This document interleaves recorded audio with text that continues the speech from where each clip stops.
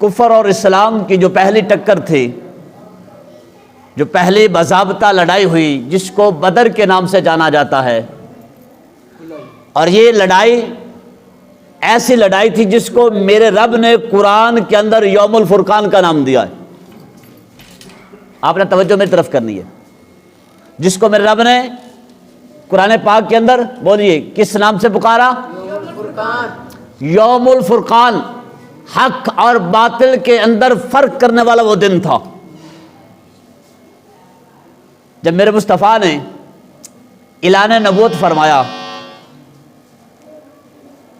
اعلان نبوت کرنے کے بعد کفار مکہ کے ظلم و ستم میں انتہا درجے کا اضافہ ہو گیا۔ مشرکین مکہ حضور کو دکھ دیا، حضور کو بھی ستاتے، مصطفیٰ کے غلاموں کو بھی انہوں نے مشق ستم بنایا۔ کون سا ایسا دکھ تھا جو حضور نے نہ سہا ہو؟ حضور کے رستے میں گڑھے کھودے جاتے، کانٹے بچھائے جاتے، اوجڑیاں ڈالی گئی، بہت سے دکھ دیے، بہت سی تکلیفیں دی، سرکار کے غلاموں کو مشق ستم بنایا گیا۔ حضرت بلال رضی اللہ تعالیٰ عنہ کو تپتے ہوئے کوئلوں پر لٹایا جاتا تھا۔ حضرت سمیہ رضی اللہ تعالیٰ عنہا، ان کو مکے کے ایک چوک میں کھڑا کر کے ابو جہل نے قتل کر دیا۔ یہ اسلام کی پہلی شہیدہ ہے، نام یاد رکھو، حضرت سمیہ رضی اللہ تعالیٰ عنہا۔ حضرت عمار کی والدہ حضرت عمار بن یاسر، یہ پہلی شہیدہ ہے جن کے خون سے مکے کی زمین لالہ گوں ہوئی۔ اور حضرت یاسر جو حضرت عمار کے والد تھے، ان کو بھی شہید کر دیا گیا تھا، یہ دوسرے شہید تھے۔ ظلم و ستم کی انتہا ہو گئی۔ میرے مصطفیٰ نے طائف کا رخ کیا کہ شاید ان کو کوئی حیا آ جائے، لیکن طائف والوں نے جو سلوک کیا، یہ ایک الگ المناک کہانی ہے، دردناک کہانی ہے۔ ام المومنین عائشہ صدیقہ رضی اللہ تعالیٰ عنہا فرماتی ہے، میں نے ایک دن حضور سے پوچھا، یا رسول اللہ صلی اللہ علیہ وسلم، کیا احد سے زیادہ سخت دن بھی آپ کی زندگی میں آیا ہے؟ صحابہ کی نظر میں احد کا دن بڑا سخت دن تھا، جس دن سرکار کے چچا حضرت حمزہ کو شہید کر دیا گیا تھا اور ان کا مسلح کر دیا گیا تھا، اعضائے بدنیاں کاٹ لیے گئے تھے اور ان کا ہار بنایا گیا تھا، اور میرے مصطفیٰ نے اپنے سر پہ پٹی باندھی ہوئی تھی اور سرکار فرما رہے تھے، ما فعل عمی، ما فعل عمی، میرے چچا کی بات کرو، میرے چچا کی کہانی سناؤ، وہ کیا ہے، ان کا کیا حال ہے، وہ کیسے ہیں۔ تو حضرت ام المومنین عائشہ صدیقہ رضی اللہ تعالیٰ عنہ فرماتی ہے، میں نے پوچھا یا رسول اللہ، کیا احد سے زیادہ سخت دن بھی آپ کے زندگی میں کوئی آیا ہے؟ تو حضور نے فرمایا، ہاں عائشہ، احد سے زیادہ سخت دن بھی آیا ہے، جب طائف کے بازار میں میری قوم نے مجھ پہ پتھر مارے تھے۔ وہ دن احد کے دن سے بھی زیادہ سخت تھا۔ طائف کے اندر 3 سردار تھے، تینوں بھائی تھے۔ سرکار نے سوچا کہ مکے والے تو میری تبلیغ قبول نہیں کر رہے، کیوں نہ ہو طائف والوں کو جا کے تبلیغ کرتا ہوں۔ میرے مصطفیٰ نے جب طائف کا رخ کیا، پھر آگے سے انہوں نے جو سلوک کیا، بجائے اس کے کہ حضور کی دعوت کا انکار کرتے، حضور کی دعوت کو مسترد کیا انہوں نے، بلکہ انہوں نے کیا کیا، اوباشوں کے ہاتھوں میں پتھر دے کر ان کو لائنوں میں کھڑا کر دیا۔ جب سرکار جا رہے تھے تو حضور کے پاؤں پہ پتھر مارتے تھے، حضور کے پاؤں زخمی ہوتا تو سرکار کے دوسرے پاؤں پہ پتھر مارتے۔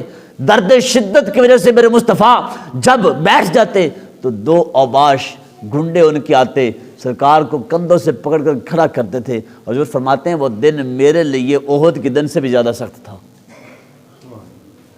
اس عالم کے اندر جو حضور کے ساتھ تھے، انہوں نے کہا، یا رسول اللہ صلی اللہ علیہ وسلم، کریم آقا ان کے لیے بد دعا کیجئے۔ حضور نے فرمایا، نہیں، میں رحمت بن کے آیا ہوں۔ پتھر کھا کے بھی جو دعائیں دے وہ مصطفیٰ کی ذات ہے۔ اتنا بڑا حوصلہ، فرمایا میں رحمت بن کے آیا ہوں، بد دعا دینے کے لیے نہیں، دعا دینے کے لیے آیا ہوں۔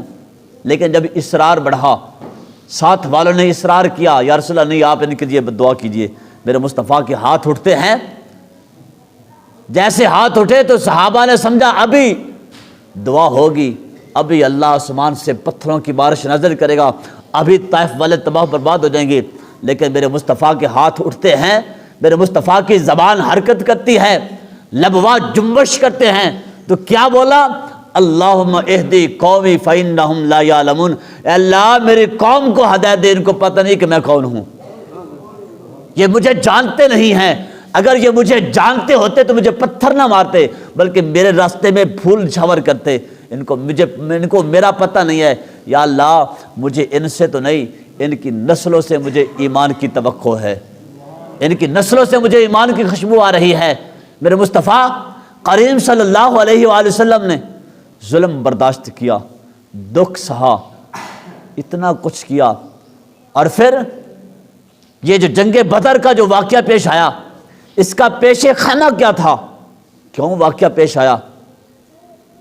ابو سفیان کا ایک قافلہ ملک شام سے تجارت کر کے آ رہا تھا، اور اس قافلے کے اندر مکے کے جتنے بھی لوگ تھے سب نے اپنا اپنا سامان لگایا ہوا تھا، اور بہت بھاری نفع کما کے ملک شام سے واپس آ رہا تھا۔ ادھر سے مدینے کے قریب سے جب گزرنے لگا، مسلمانوں کو پتہ چلا تو مسلمانوں نے اس کا پیچھا کیا۔ اب جب قافلے والوں کو خطرہ لاحق ہوا تو انہوں نے کیا کیا؟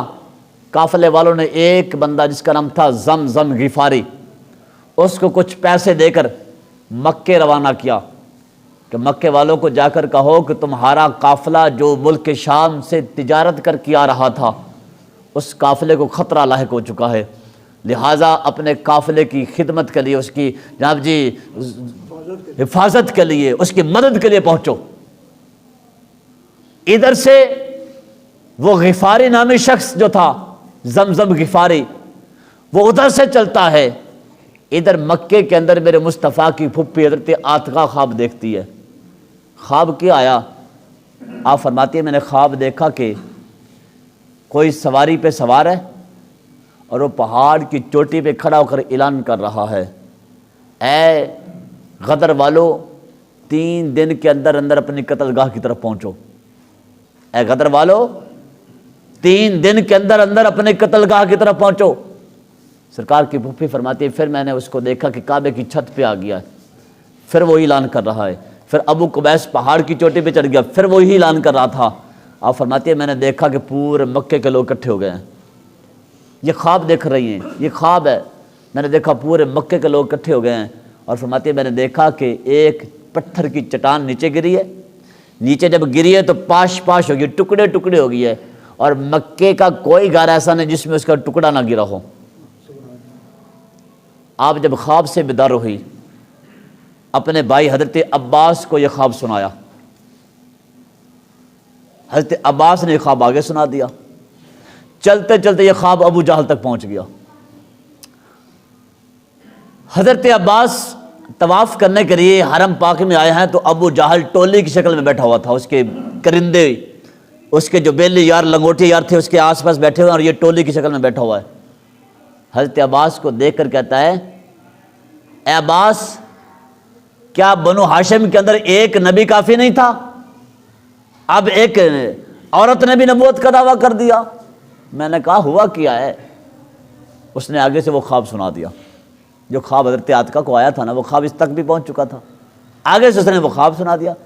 حضرت عباس فرماتے ہیں میں نے بڑی ٹال مٹول کی، لیکن آگے سے اس نے کہا، کہنے لگا کہ اگر یہ 3 دن تک یہ خواب سچا نہ ہوا، کوئی واقعہ پیش نہ آیا، ہم چمڑے کے اوپر لکھ کر کعبے کی دیوار کے ساتھ لٹکا دیں گے کہ بنو ہاشم قبیلہ سب سے جھوٹا قبیلہ ہے معاذ اللہ۔ یہ ابو جہل نے کہا۔ حضرت عباس فرماتے ہیں میں واپس گھر آ گیا تو مجھے عورتوں نے ڈانٹا کہ وہ کمینہ پہلے ہمارے مردوں کے بارے میں باتیں کرتا تھا، اب ہماری عورتوں کے بارے میں باتیں کرنے لگ گیا ہے۔ حضرت عباس فرماتے ہیں کہ مجھے بڑا غصہ آیا کہ ابو جہل نے آج کیا کیسی باتیں کر دی۔ فرماتے ہیں مجھے بڑا غصہ آیا، میں گھر سے نکلا تھا کہ آج ابو جہل ملا نا اس کو چھوڑوں گا نہیں، اس کو میں جواب دے کے رہوں گا۔ حضرت عباس فرماتے ہیں میں جب گھر سے نکلا صحن حرم میں پہنچا تو میں کیا دیکھ رہا ہوں کہ ابو جہل بھاگ رہا تھا، میں نے سمجھا شاید میرے سے ڈر کے بھاگ رہا ہے، لیکن معاملہ کچھ اور تھا، میرے سے ڈر کے نہیں بھاگ رہا تھا، بلکہ وہ زمزم غفاری جس کو قافلے والوں نے بھیجا تھا مکے، وہ زمزم غفاری مکے پہنچ چکا تھا، اس نے اپنی اونٹنی کا کان کاٹ دیا تھا، اس نے اپنی قمیص پیچھے سے پھاڑ دی تھی، یہ ظاہر کرنے کے لیے، یہ بتانے کے لیے کہ ہمارا قافلہ خطرے میں ہے، اور آ کے اعلان کر رہا ہے اللتما اللتما، اے ادرک اللتما، اے مکے والو تمہارا قافلہ خطرے میں ہے، الغوث الغوث، اس کی مدد کے لیے پہنچو۔ جب اس نے اتنی بات کی، مکے کے لوگوں نے اپنا اپنا مال لگایا ہوا تھا، بس اعلان کرنے کی دیر تھی، بہت بڑا لشکر جمع ہو گیا۔ 3 دن کے اندر اندر ابو جہل نے لشکر لیا اور مکے سے نکل رہا ہے، مکے سے نکل رہا ہے۔ ایک پیغام آ گیا ابو سفیان کا، ابو جہل جس قافلے کی مدد کے لیے تو جا رہا ہے، وہ قافلہ ہمارا خیریت سے مکے آ گیا ہے، واپس آ جا، واپس آ جا۔ ابو جہل نے کہا نہیں نہیں نہیں، اب تو ہم نے نہیں رکنا، اب تو ہم نے بدر جانا ہی جانا ہے، وہاں پہ جائیں گے، ہم شرابیں پئیں گے، ہماری پورے عرب پہ دھاک بیٹھے گی، ہم نے نہیں رکنا، ہم نے جانا ہی جانا ہے، مٹھی بھر مسلمان ہیں، ان کو ختم کر کے ہم دم لیں گے۔ ابو جہل نہ رکا، ہر منزل بمنزل جہاں جہاں یہ قافلہ سٹے کرتا تھا، رکتا تھا، وہاں ہر سردار دعوت کرتا تھا ان کا، 9-10 اونٹ ان کے ذبح ہوتے تھے، ان کے ساتھ گانے والی رنڈیاں بھی تھی، ناچنے والی رنڈیاں بھی تھی، بہت کچھ انہوں نے رستے میں کیا۔ آخرکار یہ قافلہ ان کا چلتا چلتا چلتا منزل بمنزل طے کرتا کرتا کہاں پہنچا؟ بدر کے میدان میں پہنچ گیا۔ ادھر سے مدینے کے اندر میرے مصطفیٰ کو بھی خبر پہنچ گئی کہ کافر جو ہے وہ حملہ کرنے کے لیے، جنگ کرنے کے لیے بدر کے میدان میں خیمہ زن ہو چکے، انہوں نے خیمے لگا لیے۔ سرکار نے صحابہ کو بلایا، میرے صحابہ بتاؤ تمہارا مشورہ کیا ہے؟ میرے مصطفیٰ نے جو بھی کام کیا مشورے سے کیا، میرے صحابہ بتاؤ کیا مشورہ ہے؟ حضرت ابوبکر صدیق، حضرت عمر فاروق دست بست عرض کرتے یا رسول اللہ ہمارا تو سب کچھ آپ کے لیے حاضر ہے، ہماری جانیں، ہمارا مال، ہماری اولادیں، سب کچھ آپ پر نچھاور کرنے کے لیے تیار ہیں۔ میرے مصطفیٰ نے فرمایا مجھے مشورہ دو۔ پھر ابوبکر عمر فاروق کھڑے ہو گئے، انہوں نے فرمایا مجھے مشورہ دو۔ حضرت سعد بن معاذ سمجھ گئے کہ حضور کی جو حضور بار بار یہ کہہ رہے ہیں نا مجھے مشورہ دو، تو اس سے مطلب یہ ہے کہ حضور انصار صحابہ سے پوچھنا چاہتے ہیں کہ تمہاری کیا رائے ہے۔ مہاجر تو کھڑے ہیں، انہوں نے تو سب کچھ قربان مکے میں کیا، تو سب کچھ تنہ تنہا وہاں چھوڑا اور تنہ تنہا یہاں پہ آ گئے ہیں، وہ تو اپنا سب کچھ قربان کرنے کے لیے تیار ہیں۔ انصار صحابہ کی کیا رائے ہے؟ حضرت سعد بن معاذ کھڑے ہو گئے اور عرض کی یا رسول اللہ بس آپ کا حکم چاہیے، ہم کوئی موسیٰ علیہ السلام کی قوم جیسے تھوڑے ہی ہیں، ہم یہ کہیں کہ جاؤ تم اور تمہارا خدا لڑے، ہم تو یہاں پہ بیٹھے ہیں، یا رسول اللہ آپ کا حکم چاہیے، ہم تو لڑنے کے لیے تیار ہیں۔ بس جب اتنا جواب ملا میرے مصطفیٰ کے چہرے پہ مسکراہٹ آ گئی۔ اس نے فرمایا مجھے اب ڈر ہی نہیں کسی کی بات کا، جب تم تیار ہو تو ہم تیار ہیں۔ اب میرے مصطفیٰ نے مختصر سا قافلہ لیا، اور اصلی اسلحہ کتنا ہے؟ اسلحہ کتنا ہے؟ فرمایا اس کے اندر 2 گھوڑے تھے، 6 زرے، 8 شمشیریں، پلٹنے آئے تھے یہ دنیا بھر کی تقدیریں۔ مختصر سا قافلہ اور 313 پہ مشتمل، اور اصلی سامان کتنا ہے، اسلحہ کتنا ہے، جنگی سامان کتنا ہے، جس کے اندر جناب جی 2 گھوڑے ہیں، 6 زرے ہیں، 8 تلواریں ہیں، اور مؤرخین لکھتے ہیں وہ جو تلواریں تھیں نا 8 تلواریں وہ بھی صحیح سلامت نہیں تھی، کسی کا دستہ ٹوٹا ہوا ہے تو کسی کی نوک نہیں ہے، کوئی زہر میں بجھنے والی ہے، تلواریں بھی سلامت نہیں ہیں، اور جس کے پاس تلوار نہیں تھی اس نے کھجور کے ڈنڈے توڑ لیے۔ کیسا قافلہ تھا وہ، کیسا قافلہ، یہ جوش اور جذبے کے ساتھ، ایمانی جوش اور جذبے کے ساتھ یہ جا رہا ہے۔ اور جب مدینے سے نکلنے لگے نا تو یہودی اپنی دکانوں پہ بیٹھے تھے اور بیٹھ کر دیکھ رہے ہیں اور کہنے لگے مسلمانوں تمہارے پاس تو سامان ہی نہیں ہے، تمہارے پاس تو اسلحہ ہی نہیں ہے، نہ تمہارے پاس تلواریں ہیں، نہ تمہارے پاس نیزے ہیں، نہ بھالے ہیں، تم کس کے سہارے جا رہے ہو؟ حرب و ضرب کا سامان تو تمہارے پاس نہیں ہے، کس کا سہارا تمہیں؟ تو ساتھ ساتھ سرکار بھی چل رہے تھے نا، حضور بھی ساتھ ساتھ تھے، تو مسلمانوں نے حضور کی طرف اشارہ کیا، نہ تیغ و تکیے پہ، نہ خنجر پہ، نہ نیزے پہ، نہ بھالے پہ، بس بھروسہ ہے تو اس کالی کملی والے پہ. ہمیں بھروسہ ان ہتھیاروں پہ نہیں ہے، ہمیں بھروسہ ان تیروں پہ تلواروں پہ نہیں ہے، ہمیں بھروسہ ہے تو سرکار کی ذات پہ ہے، سرکار کی ذات پہ. یہ مختصر سا قافلہ 313 افراد پہ مشتمل ہے. اور دیکھو نا، یہ وہ لوگ ہیں جن کے پاس پہننے کے لیے صحیح کپڑے بھی نہیں تھے، لیکن دنیا کی سپر پاور طاقت کے ساتھ لڑنے کے لیے جا رہے تھے، لڑنے کے لیے جا رہے ہیں. اور جس کھجور کو چوس کر روزہ رکھتے تھے اسی کھجور کو چوس کر روزہ افطار کرتے ہیں. 17 رمضان مبارک ہے، 17 رمضان مبارک ہے. یہ قافلہ جناب جی نکلا ہے اور بدر کے میدان میں پہنچے تو دیکھا کہ کافر جو تھے وہ پہلے ہی خیمہ زن تھے، انہوں نے پہلے خیمے لگائے ہوئے تھے. اور جو پختہ زمین تھی اور اونچائی پہ تھی وہاں پہ کافروں نے خیمے لگا دیے. اور جو نشیبی زمین ہے نیچے والی ہے جہاں ریت ہی ریت ہے، پاؤں رکھتے ہیں تو پاؤں اندر دنس جاتے ہیں، وہ جگہ خالی تھی. اب معائنہ کیا جا رہا ہے کہاں پہ خیمے لگائیں. حضرت سعد رضی اللہ تعالیٰ عنہ عرض کرتے ہیں یا رسول اللہ اگر تو رب کا حکم ہے کہ یہاں پہ خیمے لگانے ہیں تو پھر میں کچھ نہیں کہہ سکتا، اور اگر رب کا حکم نہیں ہے تو پھر میری رائے یہ ہے، میرا مشورہ یہ ہے کہ ہم یہ جو بدر کے کنویں ہیں ان سے آگے ہو کر ہم اپنے خیمے لگائیں، بدر کے کنویں کو پیچھے رکھیں. رسول اللہ نے ان کی رائے کو قبول کیا، خیمے لگا دیے گئے. اب جب خیمے لگائے بدر کی وادی کے اندر تو بدر کی وادی نے بول کر کہا الہی کیا خبر تھی کہ یہ دن بھی آئے گا، تیرا ساقی کوثر یہاں تشریف لائے گا. الہی کیا خبر تھی کہ یہ دن بھی آئے گا، تیرا ساقی کوثر یہاں تشریف لائے گا. الہی مجھے پتہ ہوتا کہ محبوب نے آنا ہے تو طوفان نوح میرے اوپر سے گزرا تھا، میں پانی جمع کر کے رکھ لیتی. الہی مجھے پتہ ہوتا کہ ساقی کوثر نے تشریف لانا ہے تو میں قطرہ قطرہ شبنم کا اکٹھا کرتی رہتی. آج تیرے ان غازیوں کو، تیرے ان مجاہدوں کے کام تو آتا. الہی مجھے پتہ ہوتا. اب رات گزرتی ہے، رات گزری، ادھر شراب کے جام چل رہے ہیں، ادھر گانے والی رنڈیاں بھی ہیں، ناچنے والے بھی ہیں، شراب کے جام چل رہے ہیں.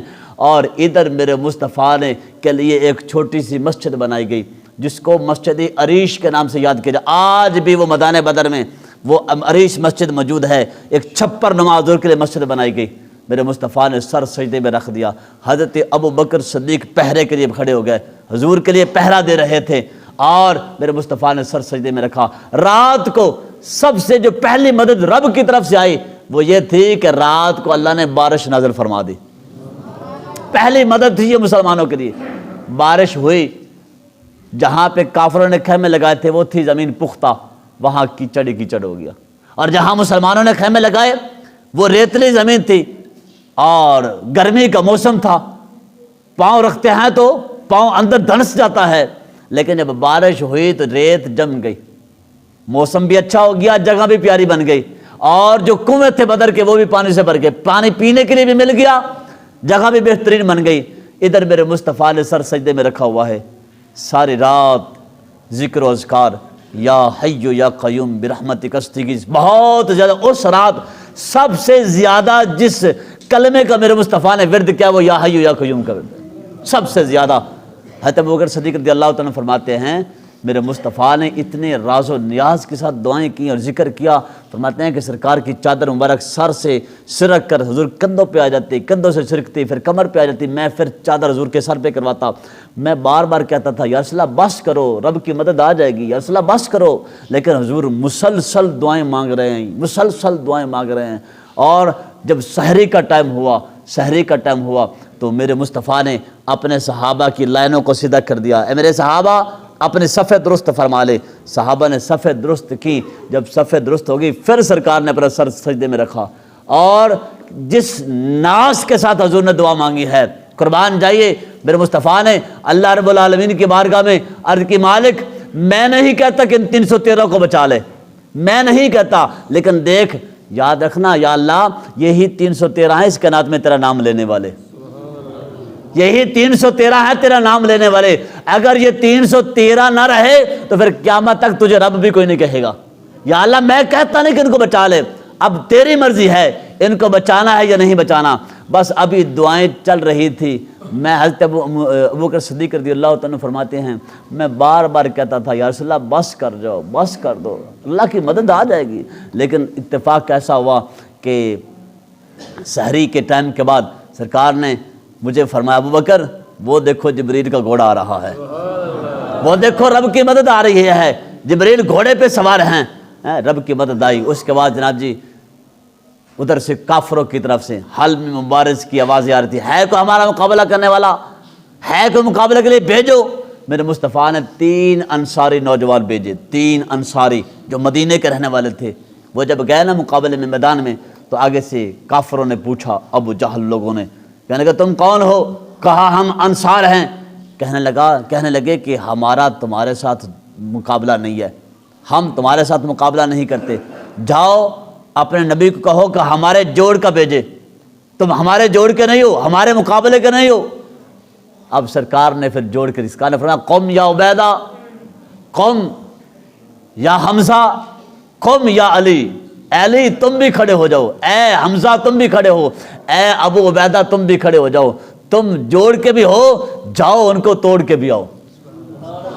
اب تینوں صحابی کافروں کے مقابلے میں گئے. حضرت علی رضی اللہ تعالیٰ نے اپنے دشمن کو ایک لمحے کے اندر ڈیر کر دیا، حضرت میرے حمزہ نے بھی ایک لمحے کے اندر ڈیر کر دیا.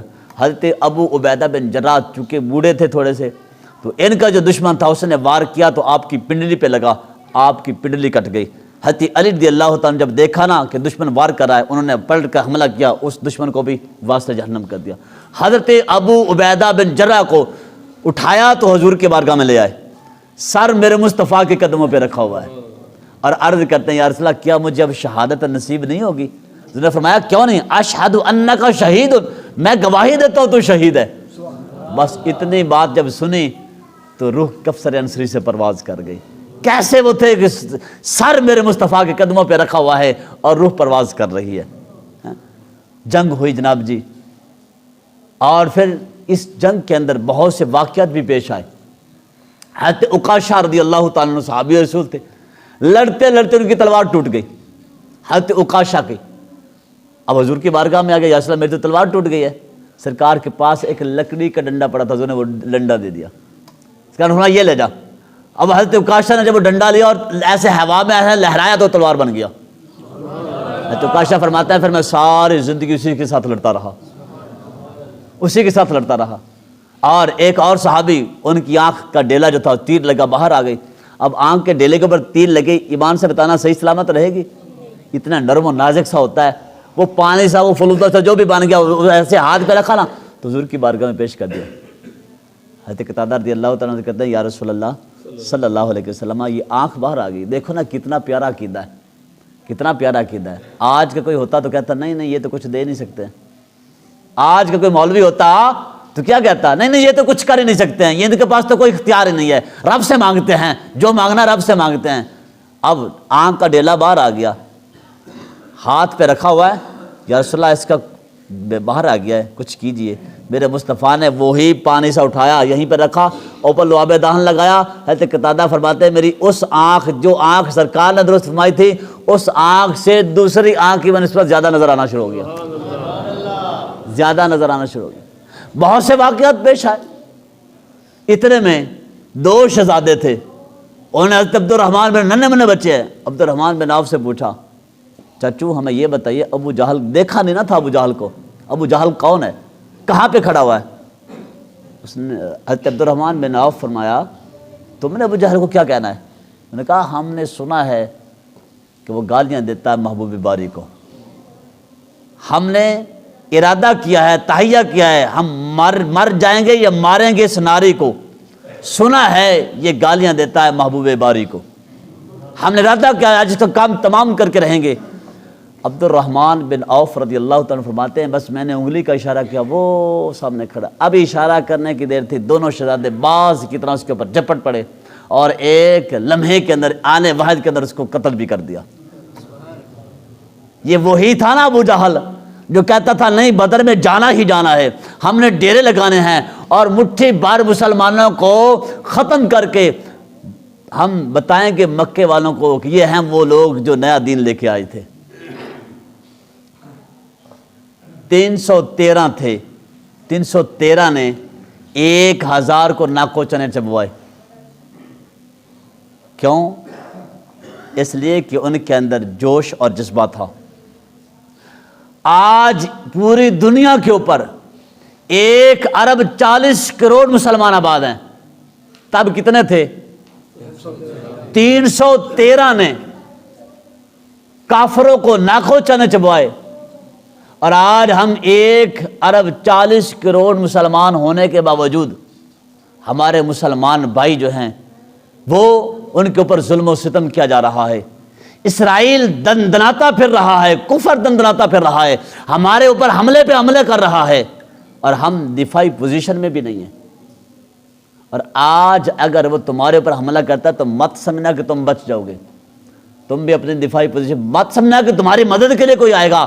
جب تم کسی کی مدد نہیں کرو گے تمہاری مدد کے لیے بھی کوئی نہیں آئے گا. آج کفر ہمارے گھر میں گھس کر ہمارے بچوں کو شہید کر رہا ہے اور ہم کچھ بھی نہیں کر رہے. ہم ہاتھ پہ ہاتھ رکھ کر بیٹھے ہوئے. کیوں؟ اس لیے کہ ہمارے اندر ابھی بدر کا جذبہ پیدا ہی نہیں ہوا ہے. بدر کا جذبہ اپنے اندر پیدا کرے پھر دیکھنا فرشتے تمہارے اوپر قطار اندر قطار کیسے نظر نہیں ہوتے ہیں. میرا رب قادر ہے، وہ 313 کی مدد کے لیے فرشتے اتار سکتا ہے تو کیا فلسطین کی مدد کے لیے فرشتے نہیں اتار سکتا؟ بتاؤ، اتار سکتا ہے نا. پھر ابھی تک فرشتے کیوں نہیں اتر رہے؟ ہمارا امتحان ہے. اس میں امتحان فلسطین والوں کا نہیں ہے، امتحان ہمارا لیا جا رہا ہے کہ یہ کچھ کرتے ہیں یا نہیں کرتے ہیں. یہ خالی دعوے کرنے والے، خالی کلمہ پڑھنے والے ہیں، انہیں کچھ کرنا بھی ہے یا نہیں کرنا. یہ ہمارا امتحان ہے، فلسطین کا امتحان نہیں ہے. لیکن ہم ہاتھ پہ ہاتھ رکھ کے درے بیٹھے، مذمت پہ مذمت کی جا رہا ہے. مذمت کرنے سے ان کو کچھ نہیں ہوتا. جہاد کا اعلان ابھی ہو جائے، ایک لمحے کے اندر اسرائیل جنگ بند کر کے اپنے واپس نہ چلا جائے تو مجھے پکڑ لینا. کیوں؟ کفر ہے. کفر موت سے ڈرتا ہے. کفر موت سے ڈرتا ہے. حضور کے غلام موت سے ڈرتے نہیں ہیں. کفر کو پتہ ہے کہ یہ بس دنیا ہی دنیا ہے اور آخرت میں جو ان کا حشر ہونا ہے ان کو پتہ ہے. وہ جانتے ہیں، اچھے طریقے سے جانتے ہیں. اور ہمیں تو پتہ ہے یہ دنیا چند دن کی ہے. یہ مومن کے لیے ہے الدنیا سجن المومن. مومن کے لیے قید خانہ ہے. مومن کے لیے کیا ہے؟ قید خانہ. جب قیدی قید خانے کا رہتا ہے تو اس کو خوشی نہیں ہوتی، ہر وقت پریشان ہی رہتا ہے. جس دن اس کو قید سے آزادی ملتی ہے وہ کتنا خوش و خرم ہوتا ہے. ہم تو دنیا میں پریشانی کے عالم کے دن جو ہے وہ دن گزار رہے ہیں. خوشی تو ہماری تب ہوگی جب ہم یہاں سے کوچ کر کے جا رہے ہوں گے. وہ ہمارا خوشی کا دن ہوگا. حقیقت بات ہے. مومن کے لیے پریشانی نہیں ہے. مومن کو پریشان ہونا بھی نہیں چاہیے. تو بات یہ ہے کہ ہمارے اپنے اندر اگر بدر کی فضا، بدر کا جذبہ پیدا کریں گے تو پھر ہی کام چلے گا. نہیں تو کفر تو حملے پہ حملے کر رہا ہے. کفر نے تو تمہیں چھوڑنا نہیں ہے. وہ تو تمہیں تمہارے گھروں کے اندر گھس کر تمہارے بچوں تک تمہیں شہید کر دے گا. پھر کیا کرو گے؟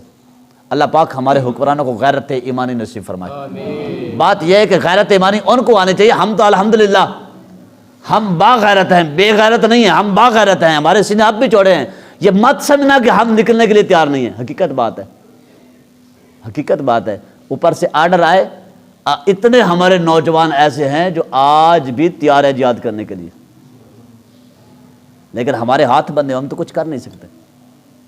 ہم کچھ اور یار بہت آنی آنی ہے کہ نہیں آنے، کہ نہیں آنے. چپ کر کے لوگ بیٹھے ہیں، لگتا ہے کہ ان کا کوئی ارادہ ہے. موت آنی، کل من علیہا فان. سب نے فنا ہو جانا ہے. موت تو بستر مرگ پہ بھی آ جائے گی. اس موت کا کیا کہنا جو جہاد میں آ جائے. ہاں، اس موت کا کیا کہنا. اللہ پاک ہمیں عمل کی توفیق عطا فرمائے. ہمارے اندر بدر کا جو جذبہ ہے وہ ہمیں اپنے اندر پیدا کرنے کے اللہ ہمیں توفیق عطا فرمائے. اللہ پاک عمل